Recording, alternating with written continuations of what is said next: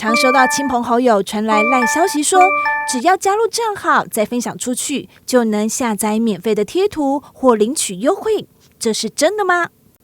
小心点取假账号连结，可能会让你的个资外泄哦。收到讯息时，请逐一检查赖账号的4个地方，来辨别是否为诈骗账号。1. 账号名称是知名品牌或商品，却是灰色盾牌。在 LINE@ 上的账号分为灰色的一般账号盾牌、经认证账号的蓝色盾牌以及官方账号的绿色盾牌。所以，如果看到官方账号却是灰色盾牌，就要提高警觉。2. 假账号的第2个特征会要求您分享给多位好友或群组，才能领取优惠或拿到优惠讯号。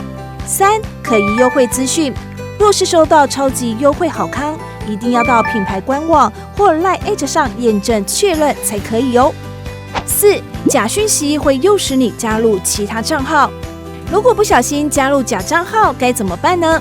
您可以先检举，依序点选聊天室上方的选单，选择其他设定，进行检举，再进行封锁，点选聊天室上方的选单，选择封锁即可。收到讯息记得停看听，多方查证才能防诈骗。